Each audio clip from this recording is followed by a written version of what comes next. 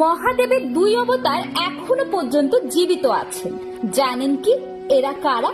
অশুভ এবং অত্যাচারী শক্তির বিনাশ করার জন্য বিভিন্ন সময় বিভিন্ন অবতার নিয়েছেন শিব ও বিষ্ণু। তার মধ্যে শিবের একাদশতম রুদ্র অবতার হলেন অঞ্জনী পুত্র বজরংবলী। পবন দেবের কঠোর তপস্যার ফল হিসেবে বজরংবলীকে পুত্র স্বরূপ লাভ করেন মাতা অঞ্জনী। বজরংবলী তথা হনুমানের অনেক কীর্তি আমরা রামায়ণ থেকে কম বেশি জানি। অদ্ভুত বুদ্ধি এবং শক্তিতে পরিপূর্ণ শিবের এই দশম অবতারে প্রসন্ন হয়ে সীতা তাকে চিরঞ্জীবী হওয়ার আশীর্বাদ দেন। তিনি তার ভক্তদেরকে রক্ষা করার জন্য এখনো জীবিত রয়েছেন। এখনো পর্যন্ত জীবিত থাকা শিবের দ্বিতীয় অবতারের সাথে সাক্ষাৎ ঘটে মহাভারতে।